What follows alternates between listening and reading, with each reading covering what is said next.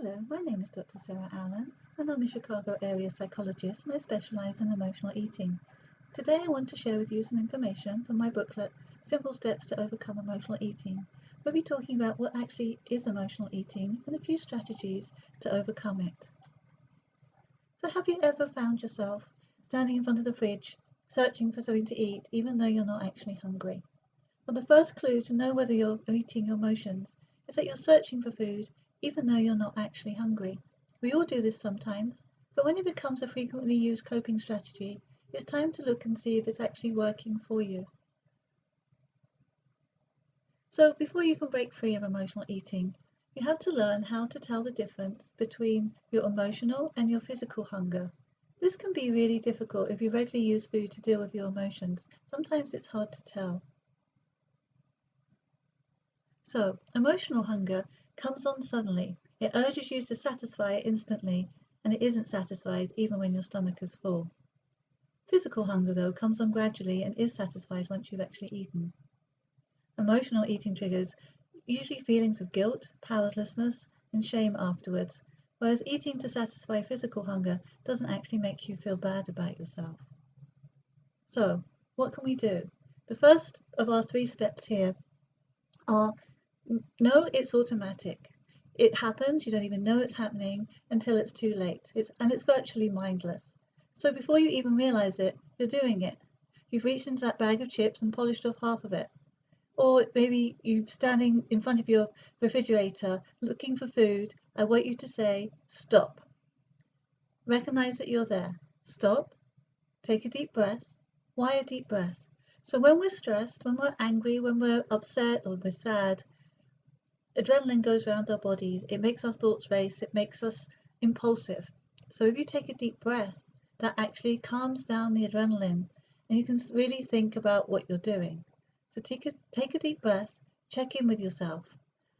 Ask yourself, what's triggering this for me? And we're going to go into that in a minute. But grab a pencil and a pen, maybe keep it in the kitchen. And this will give you the opportunity to make a different version. So ask yourself the following questions. In your journal, write these down. Am I actually hungry? Do I need more food in my stomach at the moment? If I'm not physically hungry, what is it that I'm actually hungry for? And what are my feelings now I've recognized this? So while you write your thoughts, you won't be thinking about food, as your brain can't hold those two simultaneous thoughts. Note in your journal, if you're lonely, are you bored or stressed or depressed? Write down a few notes about the event. What triggered it? Was it a phone call, a cancelled plan? Is it raining and you can't think of anything else to do? We want to know what causes your cravings, and that's the best way to recognize what it is you actually need, whether you're looking for emotional need or it's just that you're hungry. We need to know what is triggering this behavior and hopefully then make a different decision. So, are you still reaching for that cheesecake? Writing down and recognizing those questions didn't actually help? Well, that's okay. When you're actually reaching for it, and even if you've taken a bite, you can do it at any time in the process. You still want that cheesecake. Talk to it. Ask it, are you going to reassure me? Will you love me? Or will I feel less lonely if I eat you? The answer is, of course not. But the best this cake can offer is a moment of temporary gratification, followed usually by guilt and remorse. You deserve better, and you can offer yourself much more than that. So if that doesn't work, I want you to say, I need to remind myself what happens next. If I eat this cheesecake, I'm going to get some temporary satisfaction, but afterwards I'm probably going to be bloated and beat myself up, and the problem that I'm trying to push down is still going to be there. Are the consequences worth it? Don't forget to keep breathing. So, you've talked to your food, you've asked yourself these questions, and you still want to eat that cheesecake.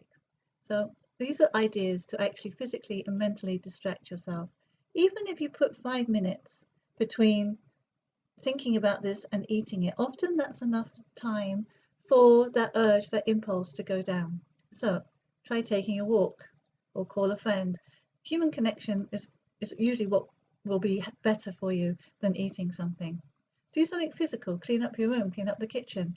Moving, it creates a distraction in your brain and means you're not thinking about that food. Drink a glass of water. I mean, as you probably know, a lot of hunger is to do with we're actually thirsty. But you're not really hungry anyway. This is all about emotional eating. So leave the kitchen completely, go into a different room, catch up with your emails, do the laundry, and always take a nap. Things always look better when you've had a bit of a nap. So doing something productive or physical, it distracts you from the craving.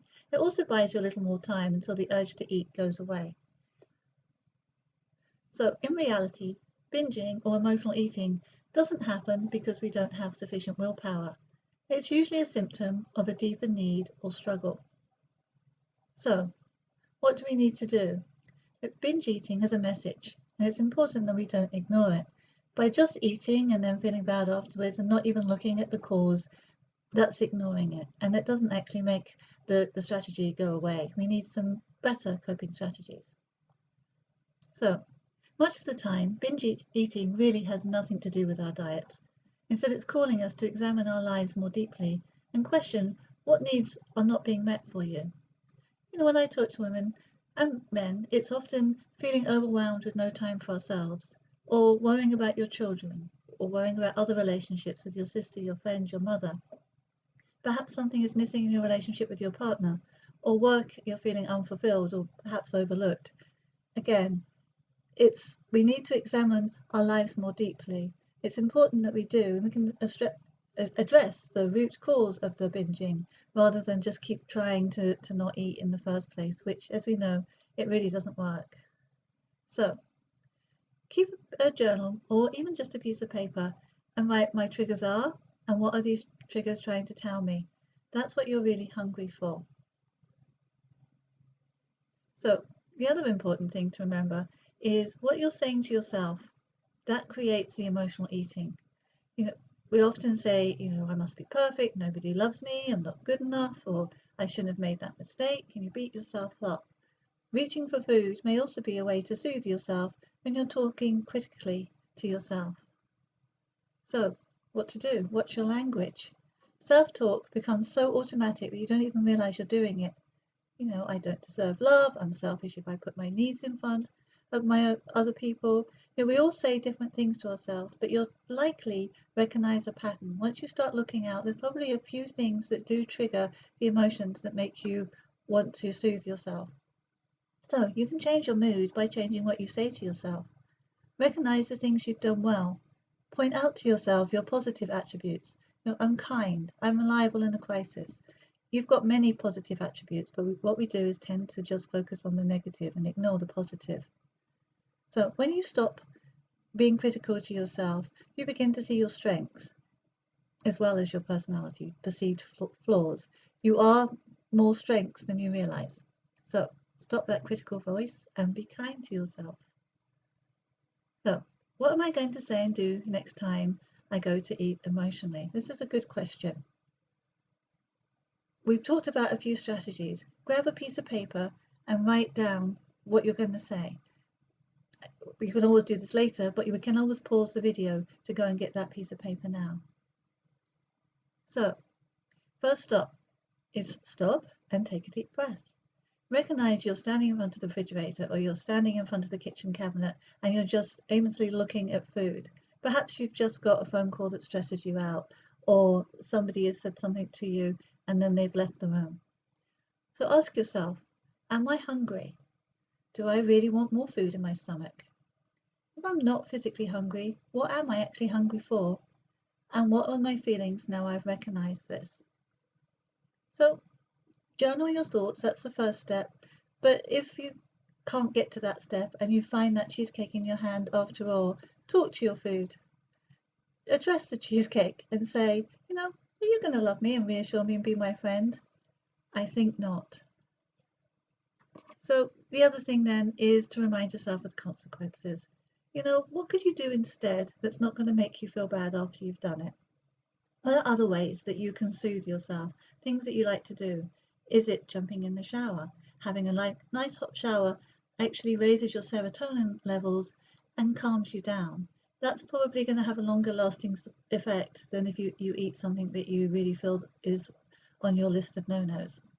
So we also go to distract yourself. Doing something physical, getting yourself out of the kitchen and connected by talking to somebody or doing something is a great way to take your mind off the food and just give yourself a time to process why you're doing this and try and come up with a different coping strategy. Tell yourself it's not about the food and really allow yourself to address the real problems or perhaps just one problem. And lastly, I want you, this is the most important thing, forgive and be kind to yourself. We are often very critical of ourselves, much more so than we would be of other people. So if you're kind to yourself, you can stop that critical voice. So this is a takeaway I want you to have. Maybe, write this out and stick it on the fridge. I need to realize that binging is just something I'm doing to cope with difficult situations or painful emotions. It's not a lack of willpower or greediness. I need to stop criticizing myself for doing it and find other ways of coping and living with my life. So these are a few quick strategies that come from Simple Steps to Overcome Emotional Eating. If you download that, and it's free from my website, which is drsarallen.com, all the booklets are free. There was also a quiz in there to tell you what sort of emotional eater you are. Do you tend to do it when you're bored or when you have anxiety? Anyway, there's a quick quiz which I think people find very helpful, and then some strategies. If you come to my website, I also share a lot of information on how to look after yourself and live your best life. I have lots of free booklets, as you can see all these, and also lots of blog posts. So feel free to come over and have a look. Thank you very much for joining me today, and please contact me if I can be of any help.